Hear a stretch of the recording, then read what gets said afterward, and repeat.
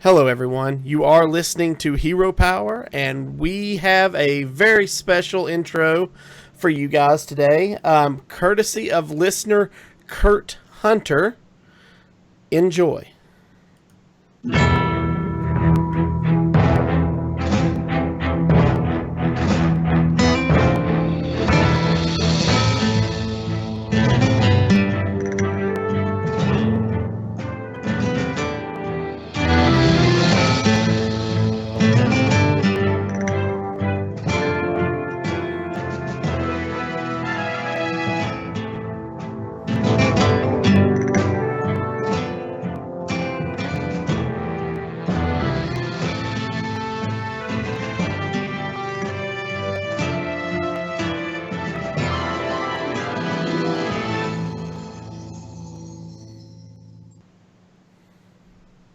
And welcome to Hero Power.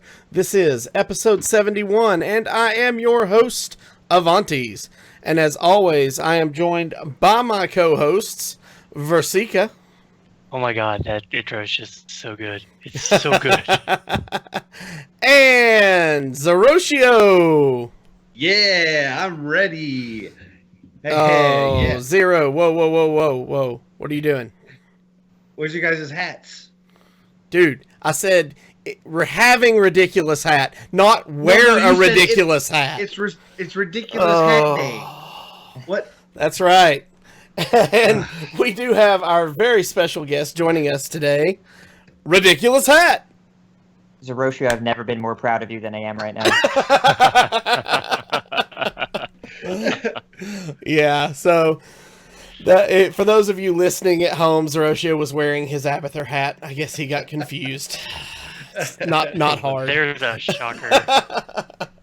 But Never get confused. Ridiculous. We are super stoked to have you on the show. As we said pre-show, we've been trying to find the time to get you on for quite a while now, and so we're really excited to have you. Yeah, thank you very much. I really am glad to get the time on here. And listen, last week, you couldn't get me, so instead you got the America's national champion. I guess it's okay. and I'm glad you could squeeze me in this week. Well, I mean, when we can't get Ridiculous Hat, we have to go really high up to find a replacement. Right. I mean, you can't just get any Joe off the street. Like they say, go big or get hat. There you go. There you go. That's the point. So, all right, guys, we've got a great show for you today. On the plus side, Zeroshio doesn't have to eat his beard. We'll talk about that in just a second. Before we do, Versika, tell us about our sponsors at Viforce. All right, guys. So you guys know that we are running on 3 months now from when I got my machine. So in those 3 months, I've kind of babied it. You know, it's like when you get a new car or when you get a new set of skis, or you pull your drone out of the box the first time. You're always really careful with it. You don't want to break it. You don't really want to push it. You're afraid to get a scratch on it, that type of thing. So I hadn't really put my Viforce machine through the paces until this weekend. And this weekend, the HGC was on the Western Clash. I don't know if you guys watched it or not, but if you didn't, you missed some absolutely fantastic Heroes of the Storm. But I didn't want to, I couldn't just watch it. I had to be playing it. And so, Zero, you and I have talked multiple times about how hard it is to get Twitch and Heroes of the Storm to work together without just bogging everything down. Very right? much. Oh yeah. So I'm playing I'm playing Heroes of the Storm on the highest graphical setting. I've got Twitch streaming on the other side in my other monitor. I'm playing Spotify in my headphones, and I'm watching Discord all at the same time. And it handled it flawlessly. It was absolute perfection. It was what I spec'd the machine out to do to begin with, and I honestly could not have been happier. Man. And it wasn't just one of those short little 30-minute stints. This was a prolonged 3.5 to 4 hour gaming session running all 4 programs at the same time, and it was fantastic. Oh. So good. So, guys, check them out, ViforceGaming.com. Don't find what you like on their pre-made set, go ahead and hit the Contact Us page. Custom order your machine like I did. You will not be sorry. All right. So, as I said, Zeroshio does not have to eat his beard this week. We got a, you know, how much we love to hear from you guys, and you reached out. We got an email from Odin444 that states, "Guys, finally decided it was time to get in touch. Couldn't leave you an iTunes review as I don't own and will never own an Apple product, so I thought I'd drop you an email." Oh. Man after my own heart. All right, he says, "I've only been playing since May last year as a free-to-play player and reached rank 15 last season with my own Jade Evolved Shaman deck. My highest so far.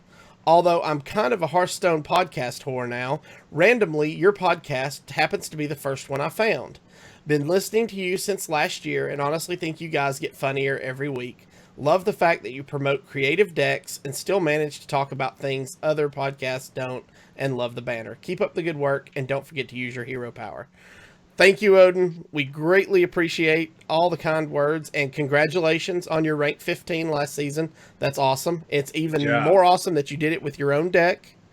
You know, we love, you know, people who homebrew. We've talked about it in the past.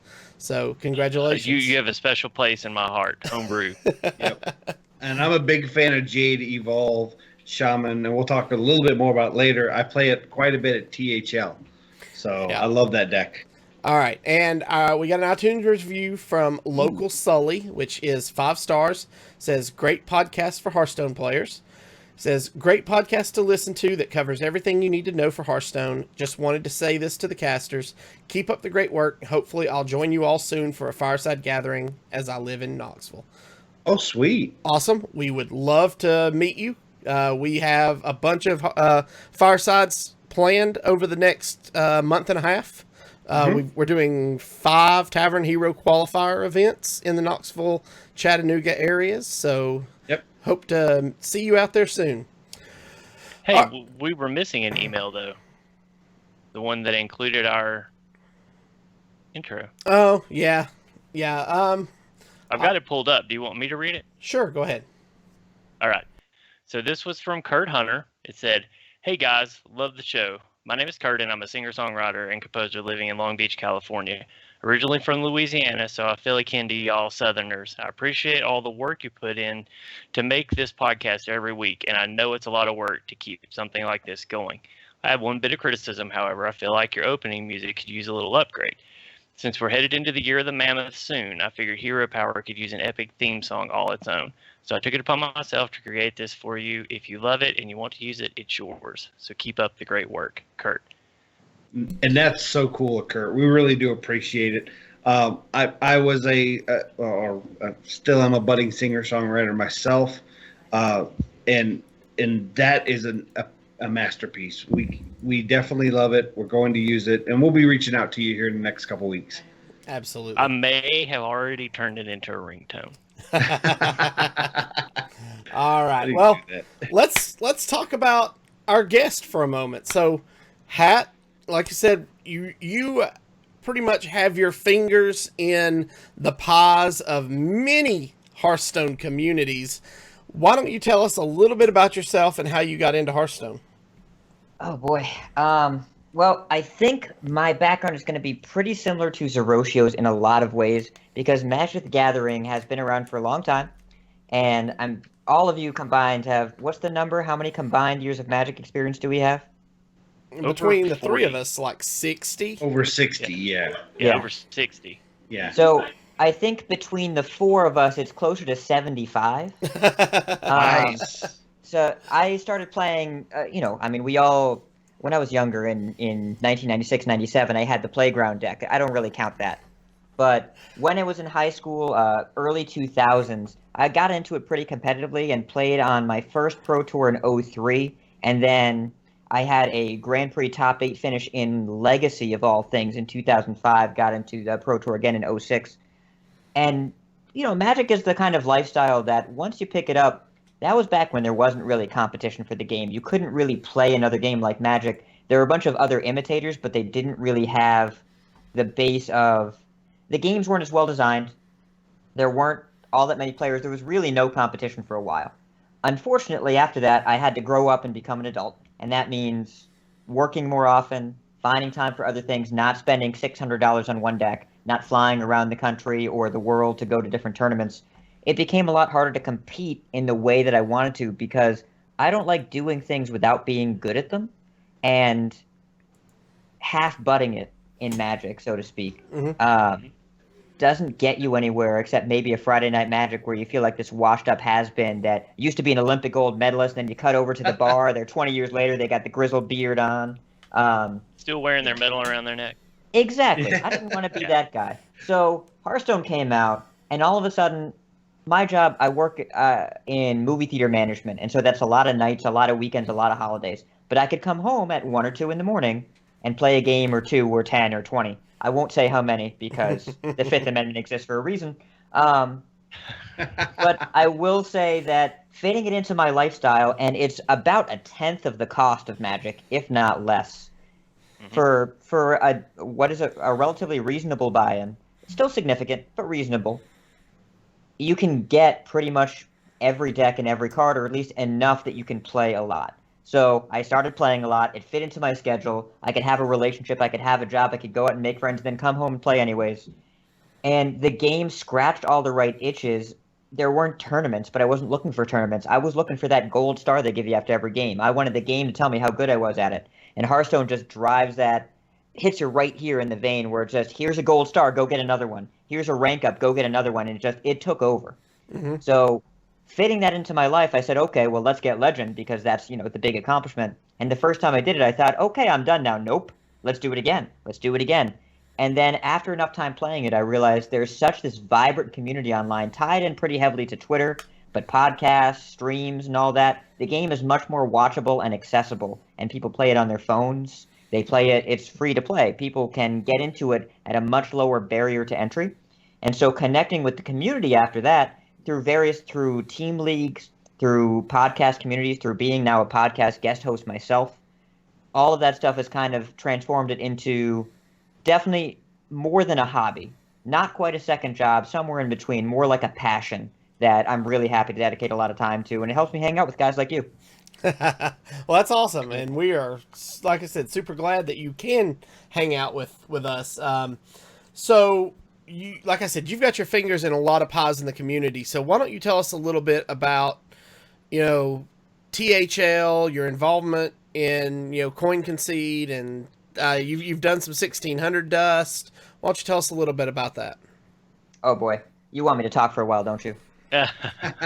So hey, you fit right in. I mean, your intro already pretty much just let everybody know that you were without a doubt a Hero Power kindred spirit. So you may as well just go ahead and seal the deal.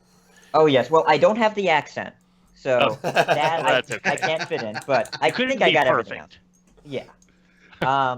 But so I started off as a 1600 Dust groupie more than anything really because Spivey, one of their hosts, used to play Magic and do a podcast called Desperate Ravings. That's where we met. I listened to that podcast. And when he changed from Desperate Raving to Spivey and did the 1600 Dust thing, I became involved. I talked to them a lot on Twitter. We've been bros for a few years by the time they started doing it. And I just kept talking to them because I never shut up and they never shut up. And so just the Twitter conversation never stopped. And I guested on their Know Your Role 2016. Which was when they go through every class and say, what did this class do? At that point, I'd hit Legend with Zoo twice. And I said, let's talk about Warlock. And they said, we can talk about Warlock all day because Life Tap's so good. So I talk about it with them. And then a couple weeks later, they had an episode about a community called Team Hearth League. TeamHearthLeague.com is where you can find it. It's an amateur armchair league almost more than anything. There's no prize other than bragging rights, but that's a big deal. You guys know that.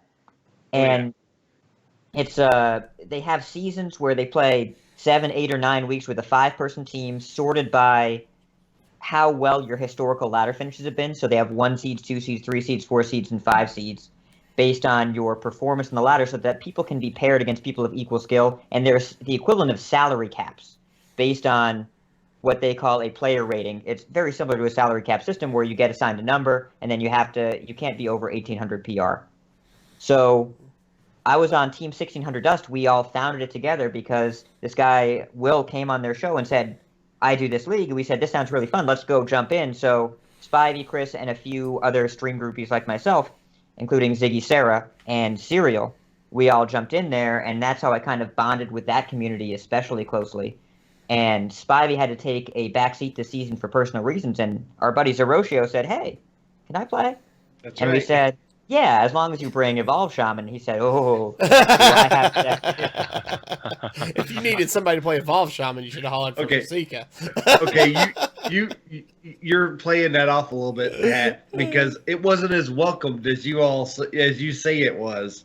I had to convince you all, with the help of Ziggy Sarah, to play some Evolve Shaman. So I'm trying to be nice because it's your show, but I will say, Zeroshio came on. And he's like, "I'm gonna play Evolve Shaman." I'm like, okay. Are we sure we don't want to go with a more defined archetype? He's like, "I play Zeroshio decks, it'll be fine." Now, I also didn't tell Zeroshio. Exactly what I said. I didn't tell him. His opponent the first week that he was playing, I was like, "Oh, you're playing against this guy, Cheesy 10, it'll be fine." After he wins, he won 3-1, and he played Evolve Shaman. His opponent conceded on 23 health because he had no idea what to do. Like, hey, Zeroshio, by the way, your opponent finished 47 Legend last season. It's and true. Zeroshio's like, "What?" It's best not to tell him things like that until afterwards. Exactly. Yeah. Otherwise, you just watch his head inflate. Well, That's true. It's either he gets really anxious or really cocky, and I didn't want either. I wanted to be right in the middle. Yeah. And so I told him after, it's like, "Oh my God, I had no idea." And then 2 weeks later, he played against another top 50 Legend finisher, and he found out beforehand. And I tried to not tell him again, but he's like, "No, I'm too smart for this. I'm typing my opponent's name in to the standings." And he found out beforehand, but he beat him anyways. There you go. So he's Zeroshio the Giant Slayer. He only beats players that are top 50 Legends. So far, Excellent. I lost everybody else. Yeah. All right. I think a lot of our listeners, we don't talk about how fantastic a Hearthstone player Zeroshio is very often, but he really is. He really is a great Hearthstone player. And if you are going to be in the Atlanta area this summer and you're going to DreamHack, you're actually going to be playing at DreamHack. So we're pretty excited and we're proud of him. So I'm glad that you guys are getting to benefit from his ability. I want to. Makes us look good. I want to point out in chat. Nibble says, "Oh man, he just recently stopped talking about those wins. Now we'll have to hear them for another couple weeks." Yeah. If you're lucky, a couple weeks. Yeah. All right. I think that'll go till the next time he plays them. And I will say the Zeroshio skill is coming at matchups from way different angles than anyone would ever expect. That's the thing I've really enjoyed is he brings all these super control heavy lines like, "Okay, I'm going to bring Control Warrior, Evolve Shaman, and Reno Priest." It's like, you do you, man, but it keeps winning. So when you have the skill to, it's why like left-handed batters are so useful in the MLB. If you come at it from a different angle, people have to adapt in a way they're not used to, and that sets us up at a serious advantage. And Zeroshio's been a total clutch ringer for the second half of the season. So we're really happy to have him on board. I am 100% in the Warlock versus Warlock matchup. So yes, that's it's a skill game, and Zeroshio has that figured out. He always holds the combo. They go to Raxus, and then they die. That's right. All right. So, Coin Concede. So we've had Kenny on the show. I think he was on episode 60, maybe. Sounds right. Yeah, somewhere in there. And we had tried to get everybody, but it's so hard to arrange times to get multiple people on the show. So we had Kenny, and now you are kind of filling in, pinch hitting, backup quarterback per se for Coin Concede. Why don't you tell us how you fell into that role? Oh boy, well there are a bunch of different terms for it. I believe Cinder called me the tech-in sideboard, as it were. So I like tech cards. Yeah, tech cards are great. It's again, just play Evolve. You know all about that. So Coin Concede it's an amazing podcast. You all know it. Everyone in the chat, I'm sure, has listened to it a few times. It's got this really great rotating cast of characters on there. Kenny and Cinder have been holding it down for a long time. And Appa's on there and Cora. Now, Cora, she's a rock star. She casts all these events. You've seen her in TESPA recently. You've seen her in the HCTs.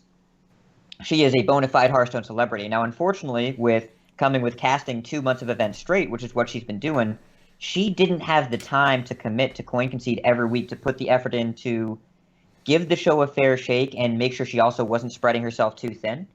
So she elected to say, I have to focus on the casting stuff. I'll transition the show for a week. I'll be back when I can. But in the meantime, we should get someone to fill in.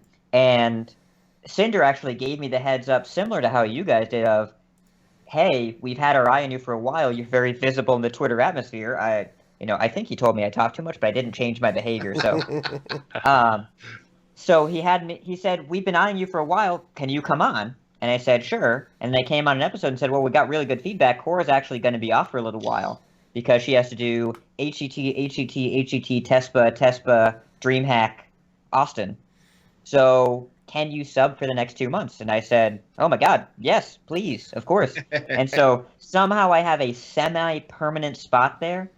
There are a whole bunch of metaphors we can use, but basically Kenny told me there's almost always, at some point, there's a reason why one person can't make it. So having a roster of 5 for a 4-person show is pretty useful. Yeah. Yeah, it is. And I want to point out, for those of you who may not have heard what he just said, because it was kind of breaking news. It was just announced today that Cora is going to be casting DreamHack Austin. Yeah. Wow. That's breaking news for me. Awesome. She is an awesome individual. I watch her stream regularly when I should be probably working. She's just great. She's really good at what she does.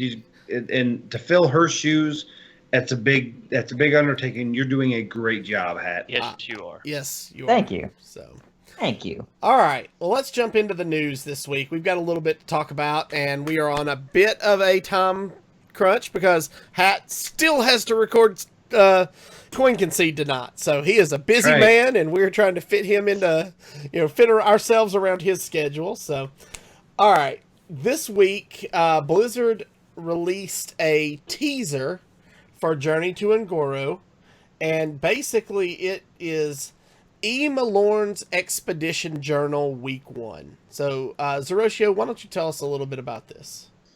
Yeah, basically this came out yesterday, and it's basically a teaser of kind of some daily logs, daily journals of someone who got recruited in by Elite Starseeker to go to Un'Goro and check it out. And we're going to leave the link in the show notes, and I'm not going to go over every little bit, but there are a couple things in here that kind of stand out.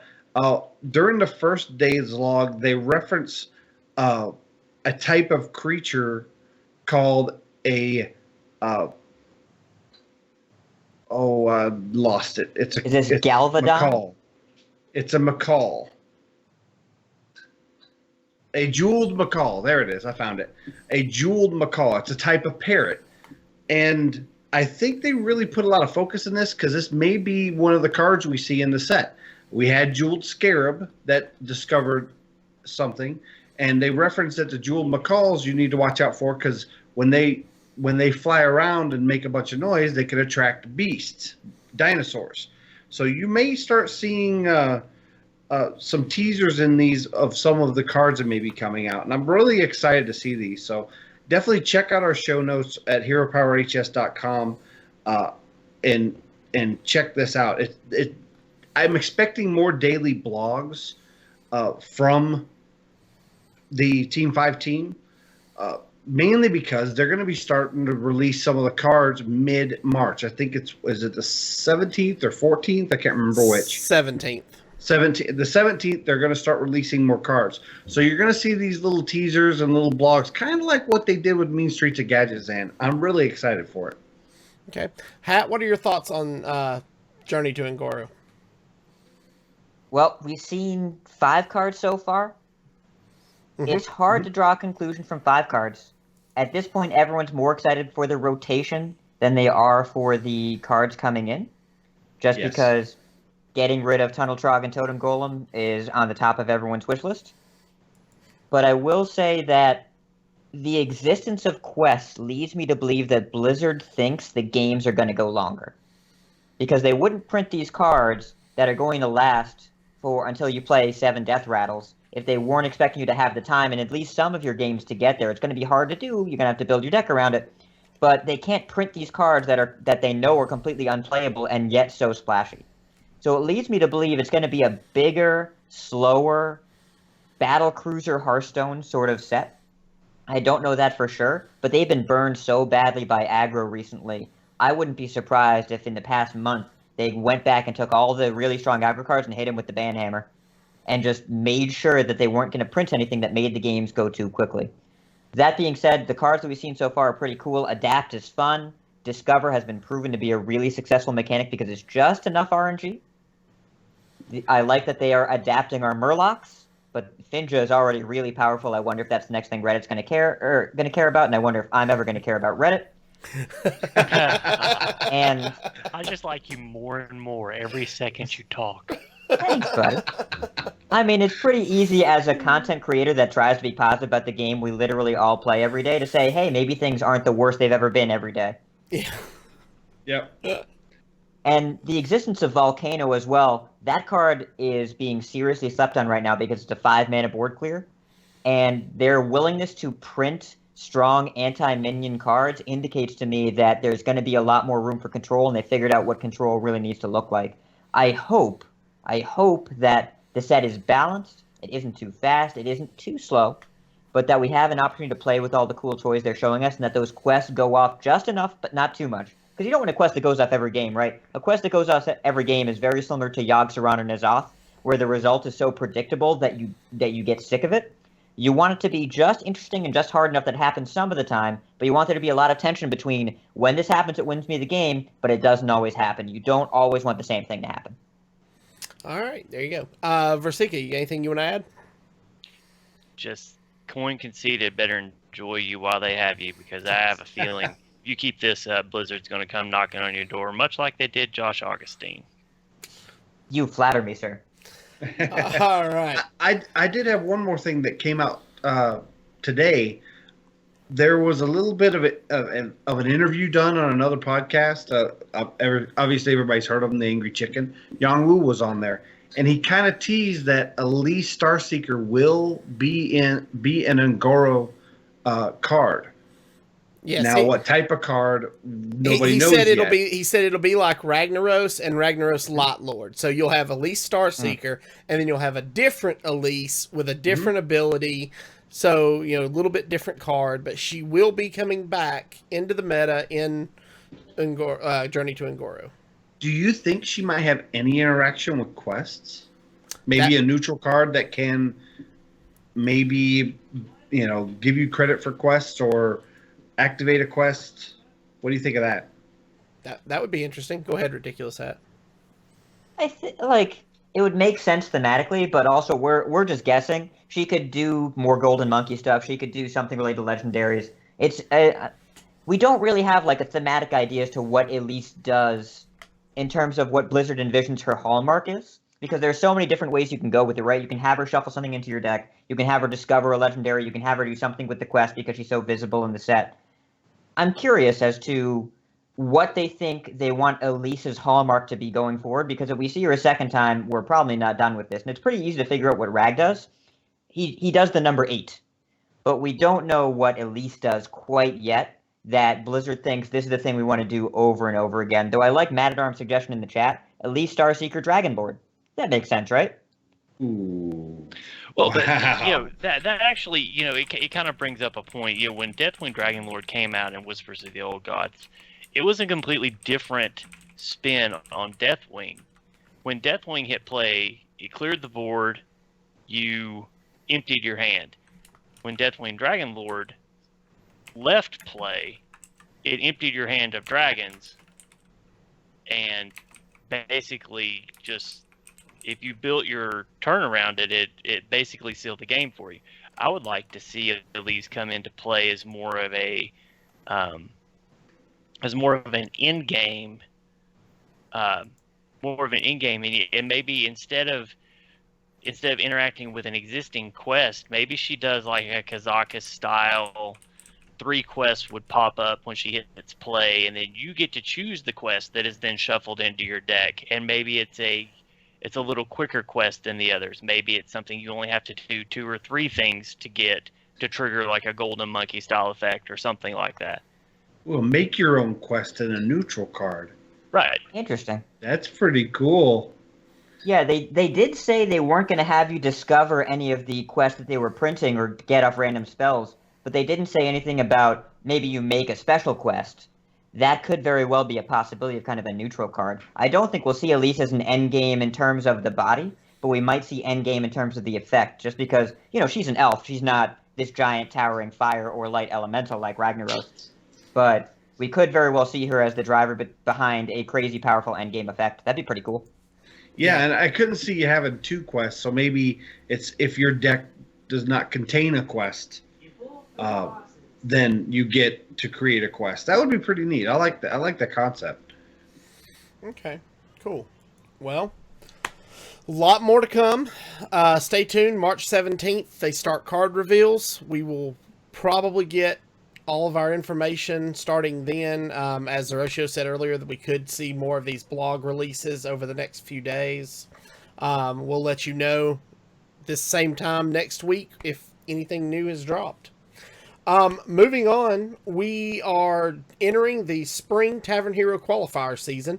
So if you guys are at all interested in the possibility of playing in Hearthstone esports events, Tavern Hero Qualifiers are your entry level into that tournament series. So basically, anytime between March 1st and April 23rd, Tavern Hero Qualifiers will be taking place all across the world. You can go to firesidegatherings.com and search for your area to find the event closest to you. And basically, you go, they're free to compete in. And the winner of the event gets an invitation to compete in the Tavern Hero Championship, which we don't know the date of yet, but I can pretty much speculate will be middle to end of May. So go out, take you some decks, play some competitive Hearthstone, and have fun. I mean, that's... Blizzard's doing a real good job of trying to build up these events for you guys and for all the player base. And so just go out and have fun. Find your local event and go get involved. Yeah, and also a reminder for all our locals in the East Tennessee area or surrounding, we do have a Tavern Hero Qualifier this Sunday, which is the 12th over at Level Up Games in Knoxville. Starting at 11 a.m. Eastern. Right. All right, so speaking of tournaments, it's the time of year where we give back to our Hero Power patrons. Hero Power Patron Tournament number 2 has been set for Saturday, April 29th. So basically, this tournament is going to be very similar to the first one. We are going to, still do Swiss format. 4 decks, 1 ban. We'll decide exactly how the breakdowns will go as we get a little closer. But again, it's your chance to come in and compete for cash prizes, guys. Prizes will be based on our patrons at the time of the tournament, or going into the tournament. So you have between now and April 1st to sign up to become a patron. All it takes is a minimum monthly donation of $5 to guarantee you a spot in the tournament.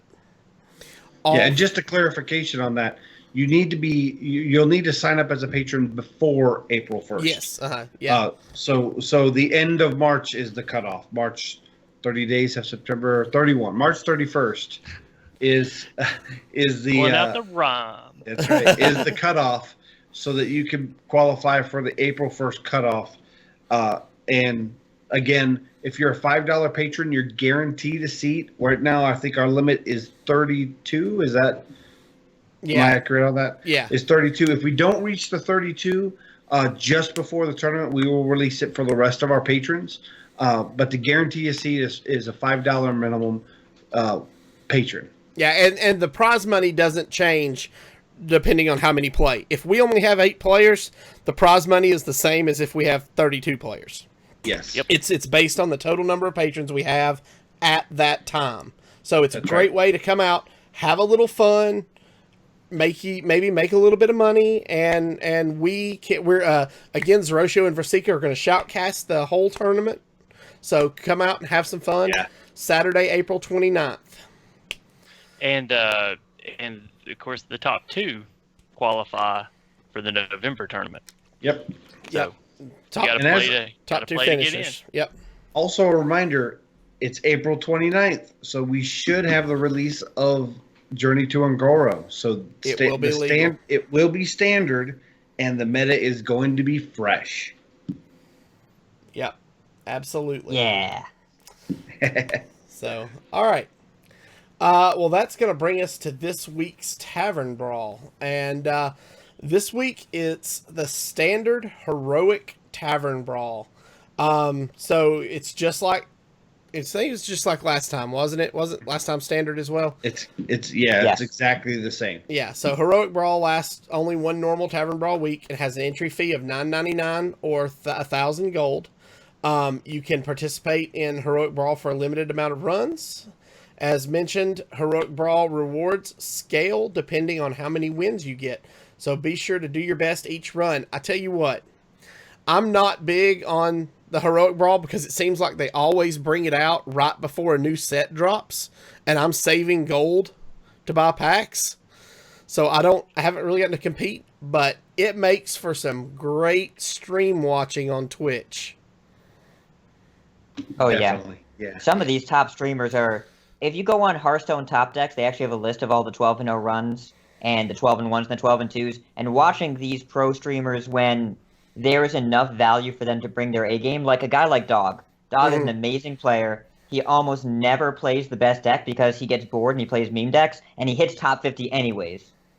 And to see him say, listen, there is value in this for me to play a good deck well, he takes Questing Miracle and he crushes with it and opens 50 packs and 3 golden legendaries and just a ton of value. And you get to see these players stopping and thinking and concentrating like they're in a tournament, and they don't really have to worry about getting sniped all that much. They usually play in delay. It's a lot of fun to watch and very educational. I'm scared of this meta. In the old meta, it was easy. You just played mid-range shaman, and you beat your head against a wall until you got your however many wins. This one is diverse and really rewarding of skill, so I think you're right. It makes some great stream content for this week. Oh, yeah. Yeah, I actually was multi-twitching earlier today watching... I was watching Amaz and Dog and RDU and Tyler, and they were like, I was watching them all at the same time, and it was just like, crazy trying to keep up. But Dog, man, he was just killing with Reno Warlock, surprisingly enough, in this. And there was been a lot of talk about how Reno Lock wasn't going to be really great, but tell you what, when I left work today, he was like 7-0 or 8-0. I don't know how he finished, but I mean, he was killing it. Yeah, and he went 12-1 with Questing Miracle Rogue before that. It's unbelievable seeing these players that are so good at so many different decks just pick it up and just like, I guess I'll win 50 packs and 2,000 gold and 3 golden legendaries now. Yeah, there you go. Yeah, Dan O'Play in chat mentions. He said there's so much Yawn Druid. And I will say, in watching some of the streams today, I saw a lot of Druid, but I did not see a lot of good Druid. Most of the people playing Druid did not play it well. A lot of your good players, your top players, are playing decks that may not be good against Jade Druid right now, but they're beating it because the people playing Jade Druid so far aren't really doing well in the Heroic Tavern Brawl. So I'm enjoying it. I'm seeing a lot of different variants of Reno decks. I'm seeing some mid-range decks. I'm not seeing so much aggro decks on the stream, which is refreshing. I've enjoyed it. I won't have the gold to do it this time because I've been running a lot of arena runs, but I will keep it in my mind to save up gold for next time. All right. Well, that pretty much covers the news this week. Let's talk about this deck that Ridiculous Hat has brought on the show. So for those of you who are listening, every week we either bring you a deck or have a guest bring you a deck that you might see either in the meta or on the ladder or in casual that's fun to play. And this week is no different. And our good friend Ridiculous Hat has brought us a great Sensei Rogue deck. So I'll give a rundown of all the cards in the deck list, and then I'll turn it over to Ridiculous Hat to kind of talk us through it, tell us how it works, and we'll go from there. So this deck list consists of 2 Backstab, 2 Counterfeit Coin, 2 Cold Blood, 1 Conceal, boo, 1 Patches the Pirate, 2 South Sea Deckhand, 2 Swashbuckler, 2 Bluegill Warrior, 2 Eviscerate, 1 Edwin Van Cleef, 2 Murloc War Leaders, 1 Shaku the Collector, yay, 1 SI7 Agent, 2 Silent Knights, yay, 1 Defender of Argus, 2 Shadow Sensei, 2 Azure Drake, 1 Finja the Flying Star, and 1 Leroy Jenkins. Tell you what, I'm a big fan of Shaku and Silent Knight in this deck. Ridiculous. Oh, yeah. Oh, yeah. Shaku is such a good card. It's grown on me for multiple seasons. Yeah, especially with Sensei, it just gets ridiculous how big you can get Shaku and maybe draw into buffs. It's nuts. I've actually had Shaku out against a paladin and got Shadow Sensei on there. He couldn't kill him. I ended up getting a Blessing of Kings and putting that on him and getting more buffs. It was, I think he got up to something like a 10-12 at one point, and they finally conceded. So tell us a little bit about the background of the deck and how it plays, what you're looking for, that kind of stuff. Wait, before he gets into that, I just want you guys to know I would have lost the bet because it was 41 minutes in before Zeroshio made his first ridiculous pun, and I would have bet I made it a would have pun? been in the first 20 minutes. I made a pun? Yeah, you said the deck was absolutely ridiculous. Oh, I didn't. You didn't even catch it. No. You made it. You didn't even catch it. He did it by on accident. That's impressive.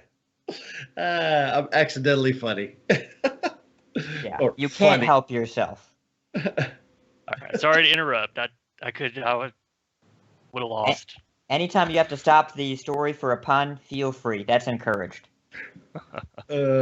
So Rogue, I think, is ultimately one of the most intimidating classes in Hearthstone, and I will say that until about 2 seasons ago, I had no idea how to play it. I think I had maybe 200-something runs on it, something like that, 200-something wins, and every time I picked up Miracle, I just held all my cards until I died. That was how I felt like I played it. So I made a commitment to myself that in Season 34, a couple seasons ago, I was going to hit Legend only playing Rogue. And so from the end of Season 33 after I hit Legend until Season 34, I had 258 Rogue wins and 179 Rogue losses. So about 60% win rate, and a lot of games I figured out how to use the deck. And it turns out Rogue in a lot of ways is an aggro deck. It feels like you're supposed to hold all these cards and go for this crazy combo, but no, you're really not. You're supposed to make a big dude and hit him in the face and conceal it until they die. And if they deal with that big dude, and then you conceal your gadgets and auctioneer, and then you draw a bunch of cards so you can make another big dude so you can hit him in the face until they die. Small Time Buccaneer made it a lot easier to hit him in the face. But then a lot of players started saying, hey, if this is all we're doing, let's take out the gadget, let's cut off the high end, and let's build Pirate Aggro Rogue and throw in a bunch of pirates and cold bloods and just hit him in the face faster. Because the faster rogue always wins the mirror, and a lot of times the aggro rogue can compete more against Pirate Warrior and aggro Shaman, where you have to close out the game faster so you don't get hit in the face with an Arcanite Reaper. So this is kind of the evolution of it. What you see on screen here is that after the Small-Time Buccaneer nerf, you couldn't just jam the pirates in and go as fast as possible. But it turns out if you want insane burst damage, there's a 5-mana 2/4 Fishy Ninja that we all know and love that works out. Turns out that card has stealth. Turns out that stealth is a really broken mechanic because Conceal is getting nerfed. That's kind of a pretty good indicator. Well, not nerfed, rotated. And so Araka Spa, I believe is his name. Blister Guy tagged him in his awesome Water Rogue comparison, of which he puts all those deck lists together. He came up with this list, or very similar to it. He didn't have the counterfeit coins, and he had double SI7 agent. He had 1 Shadow Step, something else in there, I forget. And he had the Shadow Sensei. That was kind of the big innovation, along with the Silent Knights, because curving into a 3-drop and then buffing it, either a Shaku or a Silent Knight on turn 4, is more than a lot of decks can deal with. Or you can get to a quick Finja and then buff that before you attack with it, And anytime you connect with Finja, it's going to be real hard to lose that game. You can find a way. The mid-range shamans are often playing things like Devolve specifically for the Finja targeting, but otherwise the effect is so powerful when you generate this crazy amount of burst out of nowhere that you really want to be the person that's playing Finja, and this deck kind of enables it while also getting fast wins because you have the cold blood and the stealth and the various interactions there. If that makes sense. Cool. Yeah, I really like this deck. And Blister Guy comes up with some really good decks that he plays. I really like a lot of the innovation that he brings out. Yeah. Oh, there's the graphic. Yeah, I actually, I'm getting ready to try to pull it up in just a second because it was such a really good graphic. It's not live yet. So I'm hoping this works. I haven't actually tried this live on the air yet, so we will see. I love that it says we're going to need a bigger boat. Yeah. So one of my favorite lines from movie history. All right, and there it is. All right, so this is the graphic Ridiculous Hat was talking about. Blister Guy, if you're not familiar with him, he does a Hearthstone podcast called Walk to Work, where he plays Hearthstone literally while he walks to work every morning. And it's a great little show. It's really kind of short. But he put together this graphic. Ridiculous, why don't you tell us a little more about the graphic? So Blister Guy, among his many talents, has dabbled a little bit into these designs of deck comparisons. He makes them pretty. He puts them next to each other. He says, these are the core cards, these are the tech cards, and these are some funny jokes that I made because I'm a funny guy. He doesn't actually say that. He just makes the funny jokes. So this particular one is all about delving into the water rogue, however you want to call it, the rogue with the Finja package. On 1600 Dust, we're trying to get people to call it the Finja Force 5, which I think is much more interesting. And so it's all about the different decks that have Finja and the rogue hero power and the different ways you can build it. You see some straight-up aggros on here that are just really, really aggressive. You look at, like, Ursi's list, where it tops at a Draconid Crusher, it has Naga Corsair, it has South Sea Captain, very, very aggressive. And then you see some slower lists like Dwayne's with the Curator, which is mostly about card advantage. And that deck is a little bit slower, but you basically never run out of cards. It even has a Jungle Panther in there, so you can curve out into a 6/4 and 4 if you need to. Nice. The deck is very versatile. You can do a lot of different things with it. Okay, awesome. So yeah, I'll actually try to post a link, or maybe I can screen scrape that graphic for you guys and put it in our show notes if you want to check it out later. Or you can go on Twitter. He's at Blister Guy, BLISTERGUY. All right. And actually, this comment is just for Mad at Arms in chat. The Shadow Sensei actually does make Shadow Rager absolutely terrifying. Yes. Yes, it does. Yeah. And I cannot wait for a Goro so I can make my Rager deck and have synergy with all the elementals. Yeah, it's going to be fun. Go ahead. I don't know. That deck sounds kind of elementary. Yeah. Wah, wah, wah, wah. Oh, there's a Versika head shake. Oh. Two of them. Where's my Twitch emote? Two of them. Yes, Savlantes, get on that. We need a Twitch emote of a head shake. Yeah, I can't do Twitch emotes, but I can put together a Discord Versika head shake for our patrons. Okay, that'll work. All right. Well, you guys, Zeroshio, do you have anything else you want to add about this deck, or any last minute thoughts on today's show? I just want to tell everybody to go out there and check out Coin Concede. Ridiculous Hat makes great content.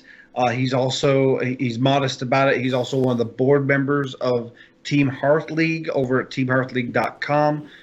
They do a regular Salty Saturday live streams at twitch.tv/Team Hearth League. They also do regular podcasts through the week, breaking down the different lineups and different matchups of the league that week. When they start up next season, you'll see a lot of that regular stuff. And Hat does make a regular appearance on there as a guest host. So definitely check out his work in those different formats.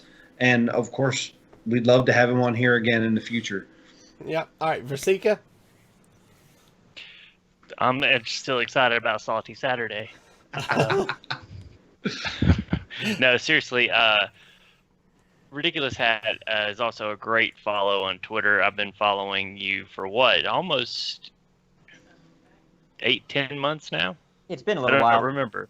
It's been a while, and I look for his, like, he's one of the few Twitter people that I follow where I actually will go in and search his name when I hit Twitter just to see what he's done for the day. So great follow on Twitter if you like Twitter.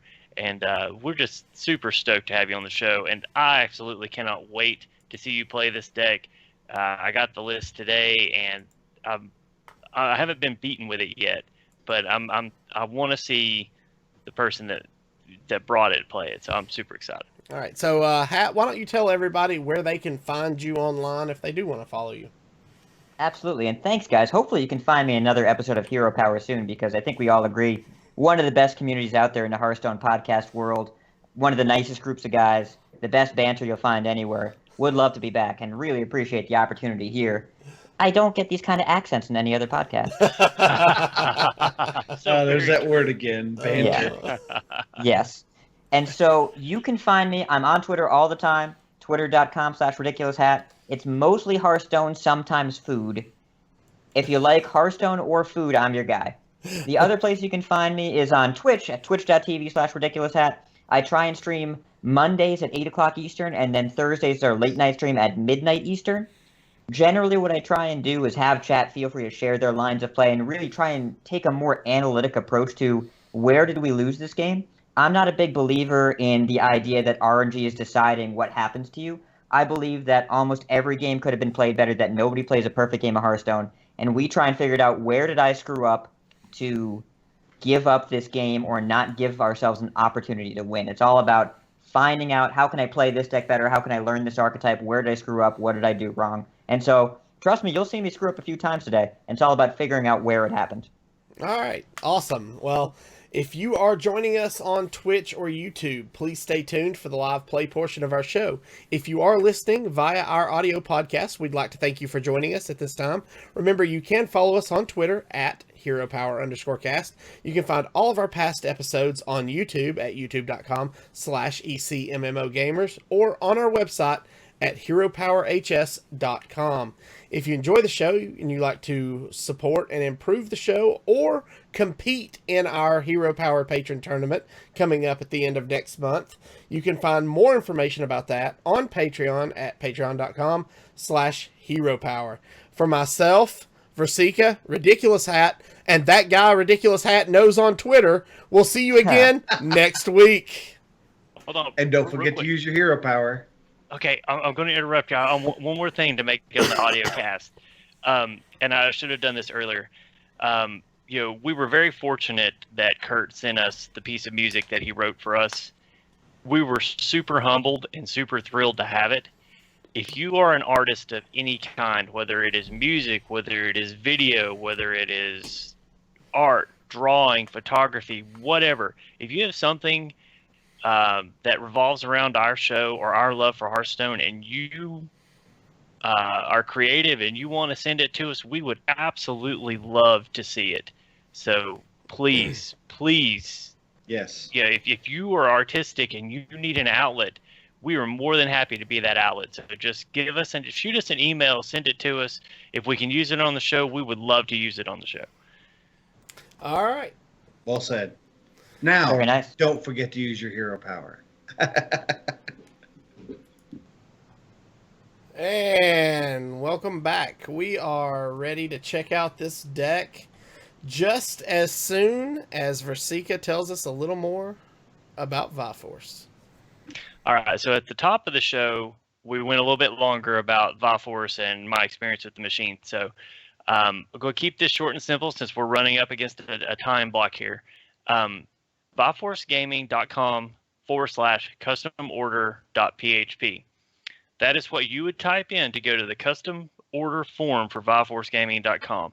If you know what you want to do with your video gaming and you know how much money that you want to spend on it, go to this form, fill out the information, submit the email to them. They will get back in touch with you, and they will be able to help you find the Viforce machine that works for you. Give it a try. It's no obligation. Find out what they have to say. You will not regret it. All right. So I am watching Hearthstone crash, which is always a plus. Yay. Let's try this. Let's try to launch this one more time here. I don't know why, but sometimes when I change regions, it won't launch the first time. I have to kill it and start again. I can't imagine why. All right. There we go. So cross an ocean. Right? Exactly. Yeah.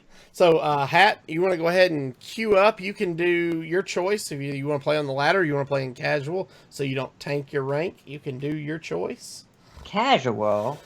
This is the deck I'm using to climb. I think my record with it so far this season is somewhere in the 60% range. So excellent. If I'm going to screw up, I want it to matter. All right. Well, then let's, once you are in a match, we will spectate and...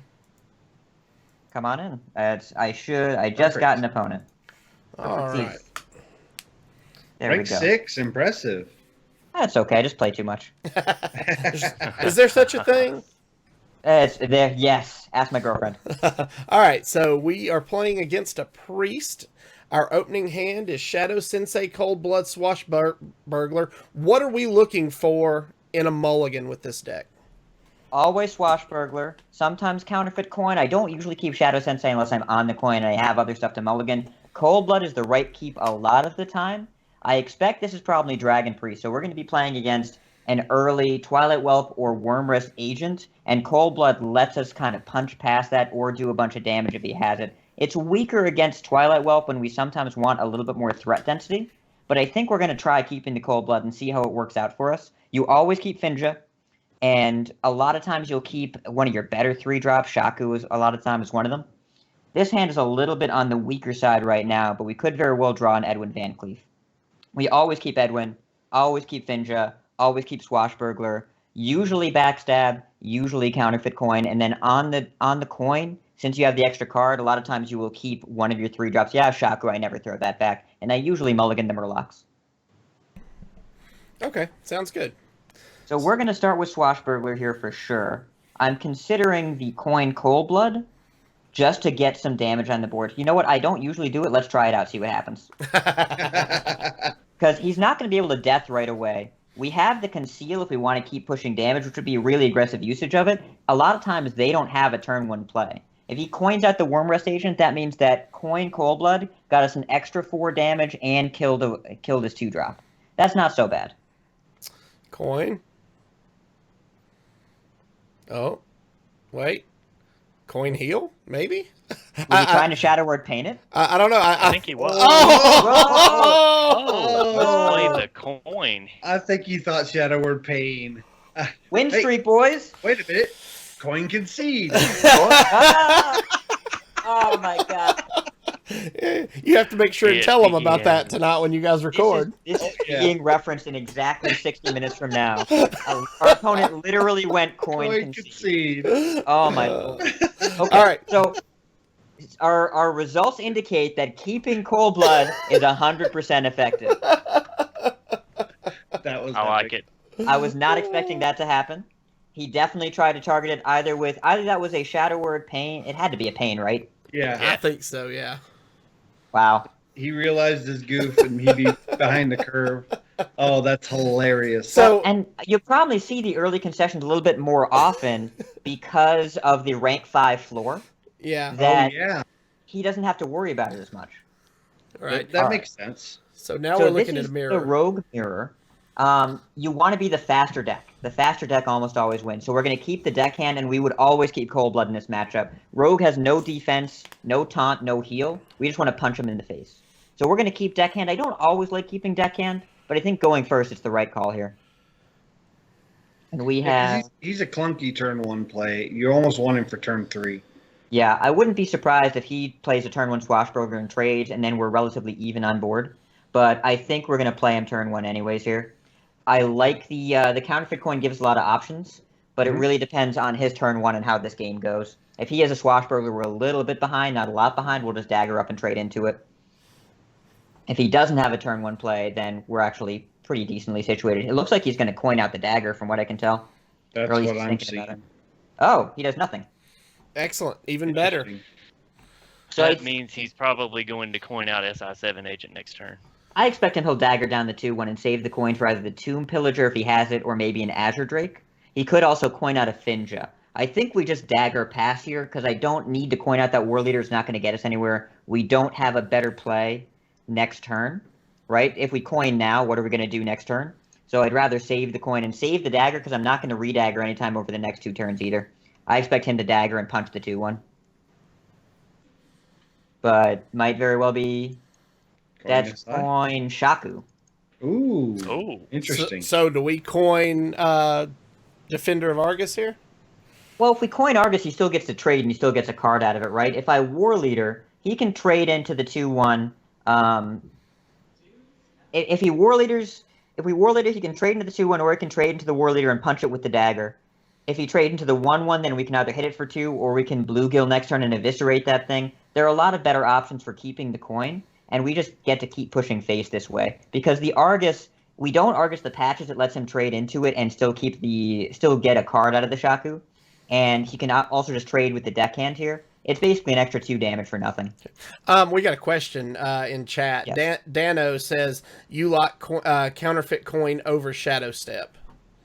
I do. I think, oh my god, we just got blown out. Ooh, wow. And that's an Edwin Van Cleef. That's a manageable Edwin, though. Yeah, we're going to Bluegill eviscerate it. I am deciding whether or not...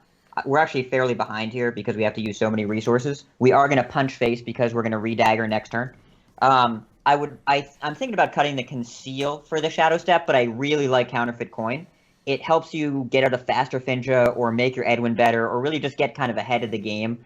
You have a lot of clunky 4 and 5 drops in the deck. He has what the... Wow. He got a Lotus Agents from his Shaku. Yeah. Well, and unfortunately, our Finja right now only pulls 1 card because we've used both Bluegills and the War Leader. Okay. I'm going to play Silent Knight, Punch Face, and Redagger because next turn we're going to go Bluegill, Argus, and then the Silent Knight will be able to trade into the 5/3. Okay. Okay. And so the coin isn't as valuable here. If I get an Azure Drake or an SI, it might be more useful, or an Edwin. Unfortunately, it didn't turn out as effective this game. We could have Argused earlier. I'm not sure. Beneath the Grounds. It's an ambush. Yeah. He's got this deck geared up for the Reno matchup. Is he a Reno deck himself? Oh, We I haven't don't seen a know. 2 of yet. That's So- a possibility. We're going to Bluegill Argus, and I am going to backstab the 2/2 just to keep our Bluegill alive. That's fair. Because we just have to get bored here, and we have to keep it. It's the only way we're going to win this game. And again, we're going to keep punching face now. And so we have a pretty formidable board. He has to do something about it that involves multiple removal spells. And we do have multiple tons to stop him. We're pushing 9 damage a turn, so we have a 2-turn lethal. If he Renos, we'll be upset. So he'll get a patches here, and he'll be able to punch the 3/2. Yeah. Well, also, we should see pretty much this turn or next turn if he's Reno. That's an Eviscerate. eviscerate. Yep. Mm. And that's Blood. Cold Blood? Cold blood? That would. Wow. That's a waste of a cold blood if he's using Yeah. it to clear. Yeah, And he is. I'm not super thrilled with that That from his side. I think that he misplayed that. That play was extremely astonishing. Yeah. So we still don't know if he's Reno or not. I want to take the Stalnos off the board because it scares me. We're going to play a 4/4 Edwin, and I think we're going to double trade just in case he has another Cold Blood. We'll still kill him in 3 turns, and we still won't kill him in 2 no matter what we do. So we're just going to coin out this Van Cleef, trade, and redagger. We're pretty behind here. We need Azure Drake really to get anywhere, or a Shaku maybe. Yeah, Swashbuckler Shaku would could be do nice. it too. Finja really doesn't help us since we burned through a lot of our. It only gets a War Leader. Yeah, that's Yeah. not the card here. And in most situations, it'd be really good. Now, he does have to have removal. If he is Reno, he has no Eviscerate left. Sap. Okay. Hmm.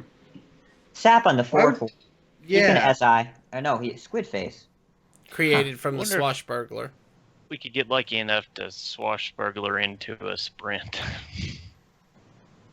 So I think we're gonna SI Van Cleef and just go face because he has to start trading with our guys, and he's welcome to do that. But we have to push the damage. We can't really hold back here. Yeah. Or at least ahead on health total. That's a silver lining. I'm just kind of amazed by the sap on the 4/4 Van Cleef. I mean, Yeah. if we had some way to accelerate our draw, we could have really punished him. Now, unfortunately, what he can do here is he can dagger, trade in the 4/4, and then dagger down the 3/3. It puts him at a lower life total, but he does get to clear. Because the death rattle from the South Sea Squid Face. That puts him at 11, though. That's Yeah, terrific. but 11 with 4 cards when we have none, it's... Miracle Rogue can typically kill pretty quickly out of nowhere. We haven't seen a double yet. Oh, he's South Seeing down the 2/2. Okay. Yeah, we haven't seen any doubles yet. We do have a Finja here. A Shadow Sensei would be real nice. Or an Azure Drake into Shadow Sensei I think would be ideal. I think you may be spot on with Reno. I have seen some Reno Rogue builds. They're not real popular right now. Yeah, it's possible. Or it could just be that he has a weird draw. Could be. Nope, There's he's not Reno. nope. That's There's the a second second. flash. Yep, second swash. That looks like a cold blood. Gang up. What? Gang up the Swashbuckler? Definitely not What? Reno. I'm not sure if that's what I would have done there. So since we have the cold blood here, I think we're going to save the Finja to combo it.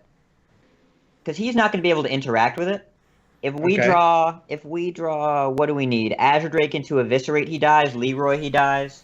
Okay. Shadow Sensei puts him at 1. Gadgetzan is terrifying. Yes. Alright, so we have about this turn to kill him. About right now. Yeah. Eviscerate is 1 off.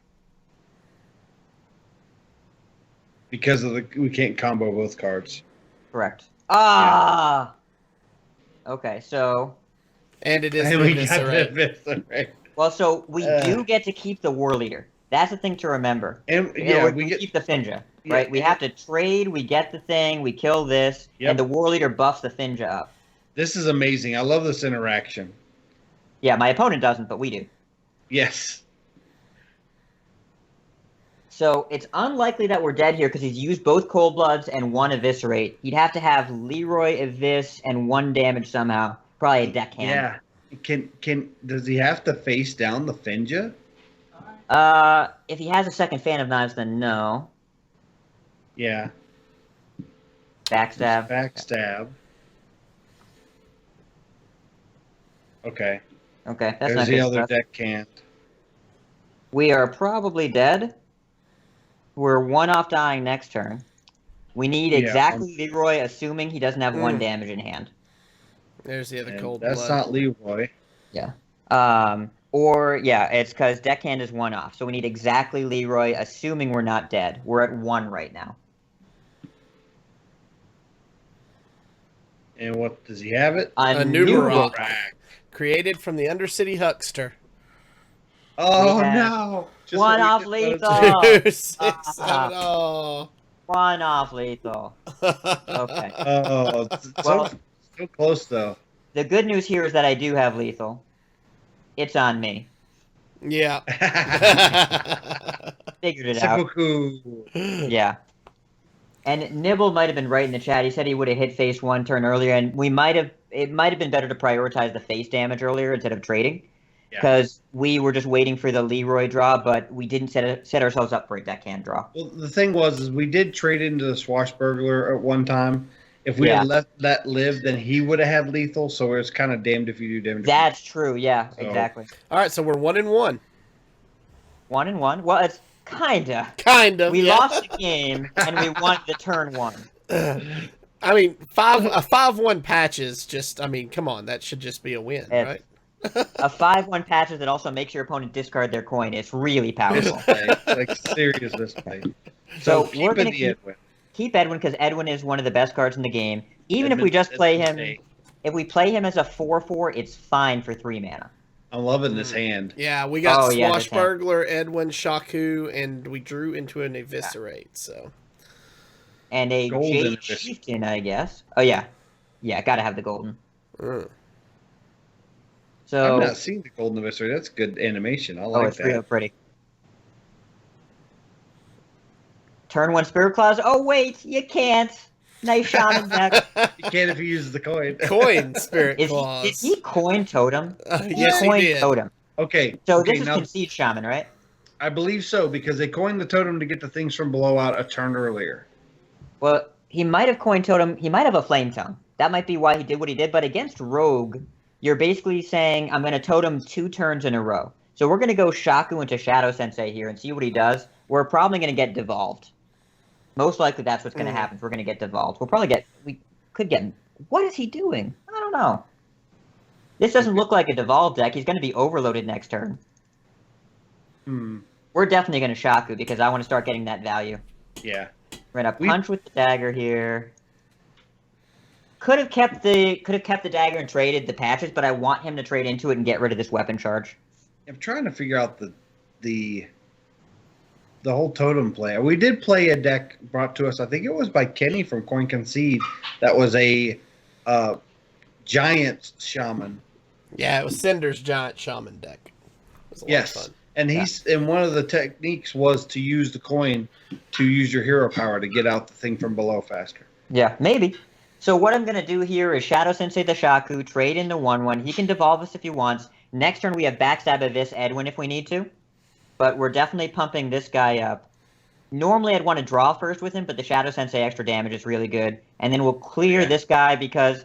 Oh, Totem Golem. He could very well have a devolve or a Flame Tongue, which is... Coin Totem a lot of times is a big indicator of having a Flame Tongue. Gotcha. Yep, There's there's the the There's devolve. the Devolve. One Yep. of my favorite cards. Amgam Yes! Rager! Amgam Ranger. Amgam Rager! Yes. And So... I'm so Hobart. happy right now. We know he used a board clear already, so how do you guys feel about Totem Golem Backstab 6/6? I like it. I do too. Okay. Totem Golem, Backstab, 6/6, face with the Amgam, and we're going to put Edwin over here because I don't want him to attack the Edwin, and I want to Argus probably on the Amgam. Actually, it's probably better to put the 6/6 in the middle so we had more choices. But I don't want him to get taunted and then hexed. Gotcha. We're in That really makes good shape here. And it adds other hex target threats. Yeah. And We he can't taunted him. hex and LED this turn. That's correct. Okay, so he's toteming, which means what? Lightning Storm? Is that what that means? Probably. Thing from below. There's the thing from below. So, we are overloaded. We could Silent Knight Eviscerate. Silent Knight Eviscerate and punch in with the Amgam. Amgam. Yep. Yeah. The other Really? option. Say that gets 6 damage to face, but Yeah, the Argus is kind of awkward this turn, and that'll get us 2 Yeah. damage next turn. So I think you guys are right. And this also, we hold the World Eater, so we draw bluegill. Good things happen. So I'm going to eviscerate the 5/5 and trade in the 1/5, and then we're going to hit him in the face. And Silent Knight makes a good defender of Argus target. Yes, good defender of Argus target. That actually should have probably been on the right, or in the middle, so we had more options. This does make Devolve good, and all his other removal is bad. Elemental Destruction won't kill the Edwin, and nothing kills the Silent Knight. I don't know many lists that are running 2 of Devolves right now. Even the controlling decks aren't running 2 ofs. I expect to start seeing a lot more of them because the card is so powerful against all the stealth in the metagame, Oh, yeah.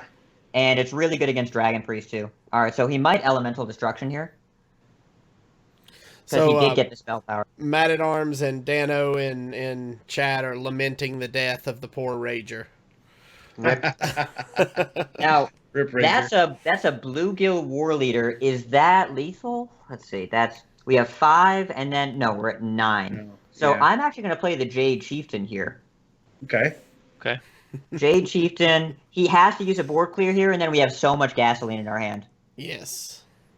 Yeah, and clearing the spell power was real important. Yeah. Its spell power is terrifying. So he has to roll high in Elemental Destruction or get a spell power totem and roll high on it. He could have a Lava Shock, and that means he could clear the Silent Knight. But he could whiff on the Destruction. Maelstrom so he's Portal. going to play Destruction. Gonna Destruction now? Lightning Storm. That's not enough. He dies. He's dead. Yeah, he's dead. Yep. That won't win it for him. He's actually dead on board, so I'm not going to BM him. I'm just going to kill him with what I have. Gotcha. Yeah, he rolled low on both. Yep. Well, he couldn't have killed the 5/5 with that. No, he couldn't. So that was guaranteed lethal for us. Yep. All right, so we got time if you want to play one more. We can do one more. I got time for one more. It's 8:45 Eastern, so you've got about 30 minutes till. So yeah. We got time, I think. This deck's moving along at a pretty good clip. I like it a lot. Yeah. Yeah, well, we skipped the first game. No. Coin Concede. Coin Concede. It wasn't a game, it was an event. That's right. That's right. It was destiny. Hunter? Who plays Hunter? Lateri, or whoever's at rank 5 and can't lose any more stars. Oh, boy. So, keeping Shaku going first, I can't resist it. I don't know if it's right, but I never throw him back because I love the card so much. I really want a 1-drop, but I have to keep it. I want 1-drops and backstabs. Any aggressive matchup, you want 1-drops and backstabs. Well, we got the 1-drop. Yeah. Matt at Arms says in chat, by the way, Volcano better than Elemental Destruction. Oh, for sure. It's not even close. It's not even close. I'm sad that Standard's not going to have Grim Patron in. Oh, no, the worst. Patches, you have to throw better. him out. Turn 1. Turn 1. I'm going to turn 1. Yeah, I'll turn 1 Patches. I mean... Yeah. I don't mind holding him for the Cold Blood, but Deckhand would be a better later game threat. Ugh. There was a 4% chance of that happening. So bad. 4%. It's pretty unpleasant. But luckily, I do have a buff to Patches. He's playing against a Hunter deck, so he's much better. I actually love seeing Patches in my opening hand to lower the chance because you can throw him back and you'll only possibly get him your Yeah, I want to point out here that this guy is rank 5, and normally you don't see a lot of Hunter on the ladder, but now that we have the rank 5 floor, we're seeing things we may not normally see, and I love that. I'm going to punch the 2/3 with the dagger here. He missed with the juggler. He's going to trade, and then we get to dagger back and play Shaku the turn after. I like that. Yeah. I think we want to take the face damage here. And he's playing... Lord knows what he's playing. Looks like he's an playing that aggro secret hunter. Ooh, that's a Shadow Sensei on our Shaku next turn. It is. So we're gonna kill the fiery bat and then play the Shaku. I think it's actually we want to do it in that order so that the ping can't hit the Shaku. Yep. It's probably more likely that we'll go deckhand dagger next turn, but it could go a different way because that allows us to clear the board. Well, Shadow Sensei is really powerful here. Yeah. Into a Finja. Ooh. Yeah, this is a really good hand. So we get to trade here. With a war leader in hand is actually not bad. Yeah, Gladiator Rondo. I love that card. That is a great finisher. It's one of my favorite cards when the game first was in beta. And I didn't know better. Yeah, well, it's a fun card. I don't know if it's a good card, but it's fun. Yeah, I didn't know better. So we're definitely going to get traded into here. What does he do with the rest of his hand? Now, he can't stop Finja from triggering because he can't clear his own board effectively. I don't think we want to go... We're definitely going to want to trade this turn and make it awkward for him. It's a question of what he plays with the remaining mana. Okay, so we are a little bit behind on life total. We don't want to think, yes, we're going to race here. I do think we backstab. Yes. Yeah, we're going to Finja, we're going to backstab the 1/1 and trade the 2/1. Well, hold on. Do we backstab the 1/1 or do we trade into the 1/1 kindly grandmother and then backstab the wolf so he doesn't have a beast on board? If we do that, he can trade away his entire board and Finja can't trigger. That's fair.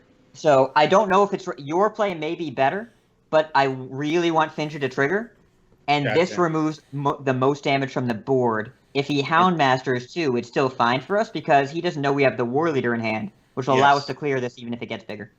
Gotcha. Okay, that makes sense. So we Yeah. need something on the board. Okay. That was my thinking, and there's he's the just kill gonna try and just gonna try and get out in front of us.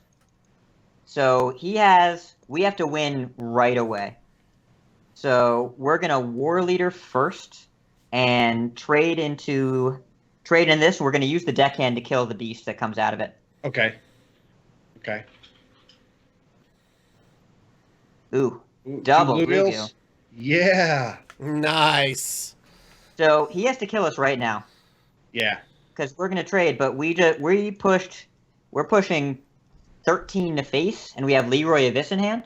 Yep. He's used a kill command already. I don't know what he can use to kill us. Double quick shot is not enough. No, it's not. Kill command, quick shot. Well, Kill command, he quick doesn't have a shot, yeah. beast. If he There's not gets a enough mana beast, for kill that. command, quick shot. If he goes alley cat, kill command, quick shot, we're at That's 1. one off. Yeah. Yep. I don't think there's no sequence of cards that can beat us. Yeah. I think we got him. him. But crossing our fingers, let's not count our chickens before they hatch. Before they catch what? Before they catch 200 episodes. What's up, Angry Chicken? Yeah, that's right. And they interviewed Yang Wu today, too. They did. Yep. It was a good one. I always notice my opponent, the turn after I Finja for 3 Murlocs, they always rope. If he has kill command, we're dead. 5. He has Yeah. second kill command, we're dead. This is Unleash how we kill lose. command. And we couldn't play around it, unfortunately. But he was 1 off. He was one off. Yeah, because One that off. was 8 damage and not enough for a hero power. Now, He's trying to get rid of as much damage as possible. and Yeah. he made the misplay of not killing the 4-2 here, though we would have been off if he hadn't killed the 4-2, but we have 6-10, we have lethal. Yep. With Leroy Abyss. Oh man, that game was close. That was very close. That was a good game, though. Yes. And I do like how the new ladder system allows people to play decks like this at the breakpoints. Yes. Yeah. Yep, and I'm 1 star away from being able to play Hunter, so. All right. Well, guys, that's going to do it for us tonight. Zeroshio, any last words? I love this deck. Rogue is my least played class. I am probably going to play some Rogue until Ngoro because I really like this deck. Thanks, Hat. Of course. Give it a try. Let me know what you think. Feel free to hit me up on Twitter with any comments or changes you made. I know I was talking to Versika at the beginning of the show about he's playing the Shadow Step over the Conceal, and I think it's a really good idea. Conceal has been pretty mediocre so far, and Shadow Step occasionally will just hit a Leroy and win you the game. Yeah. Versika, any last words? I love it. I was actually playing a version of Water Rogue, not this past Monday, but the Monday before, and kind of got onto it, and I'm stuck on it now. I currently have 9 decks in my build slot, and 6 of them are Rogue. So I'm kind of on a Rogue kick too.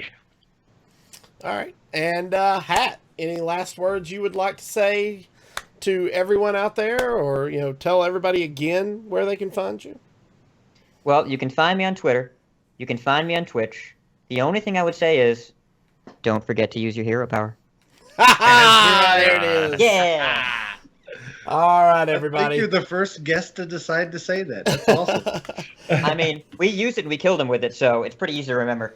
Yeah. That's right. All right. If you have any questions or comments about the show, please email us at heropowerpodcast@gmail.com. If you haven't done so already, please hit that subscribe button below on YouTube. And if you've not done, give us a follow on Twitch to be alerted when we go live. And for more details on our Hero Power Patron Tournament, you can find those at patreon.com/Hero Power. And until next week, good gaming. Bye, guys. Bye. Guys.